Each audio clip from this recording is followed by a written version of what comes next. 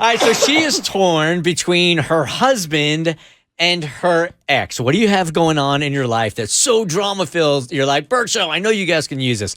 Hit us up at thebertshow.com. We'll try to get you guys some advice. Mo has the email. Hey, Bert Show. I am a longtime dedicated listener and have found myself in one of those situations. I hear on your show every day. My husband and I have been married for 3 years, together for 6. We have 2 kids together, and I have 1 son from a previous relationship.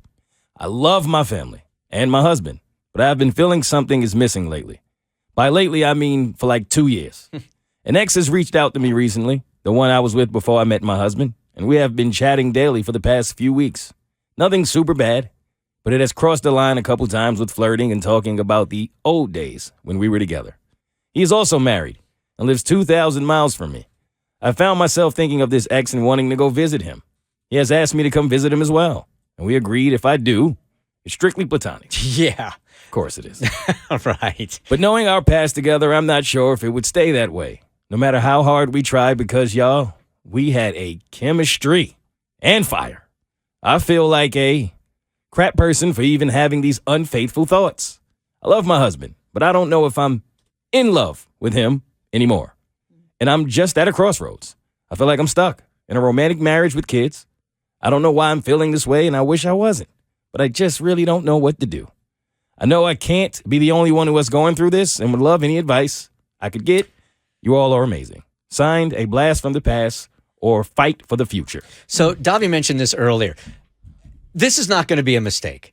All right. So if she goes and she visits this guy and it doesn't go well and she comes back home and whatever happens, she can't say, oh, that was just a mistake, because she is making, generally, I think in any infidelity, you make a series of decisions. All right. She's getting on a plane. Right. So they all might be mistakes, but you are making a series of decisions that you're going to use as an excuse, as a mistake later on.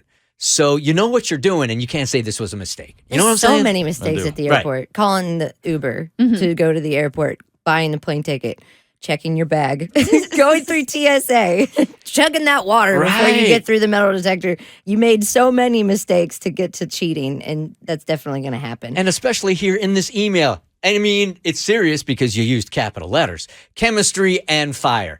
So you can't knowing that, you can't go visit this man using the excuse like, but you know what? We're both agreed it's going to be friendly. No, you're not. You're just lying to yourself. 100% lying to yourself. Yeah, it's like that's your way of getting yourself to get there without feeling guilty about going. We're just going to be platonic when you know it's not. If I'm her husband, you already cheating. And I always feel like if you find yourself in this situation, then you obviously are not as in love with the person you're with. So you might as well go and do what you got to do and leave them alone. That's a really good point. You're already cheating. You've already made some bad decisions. Yep. Not bad mistakes, bad decisions, right? And I'm sorry I'm coming down so hard on you, but when you email us, we just sort of kind of think that, all right, we're going to play the role of your best friend here. And this is what I would tell my best friend, is that you are making a series of mistakes. You know what you're getting yourself into. So if you, like Mo said, you're already cheating, and now you're going to go over the top if you visit this dude.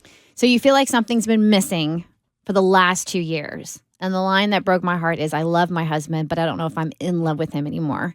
Instead of focusing on this ex that's 2,000 miles away, you need to put that focus into your marriage. You need to figure out what's missing instead of searching for something else. You need to figure out what's missing in your marriage, and you need to figure out why you are not in love with him anymore.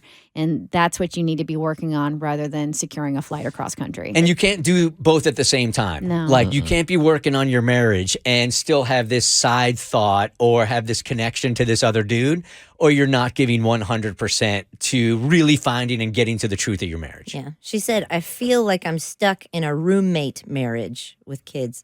It always bums me out so much when people get to that point of their relationship where they say roommate.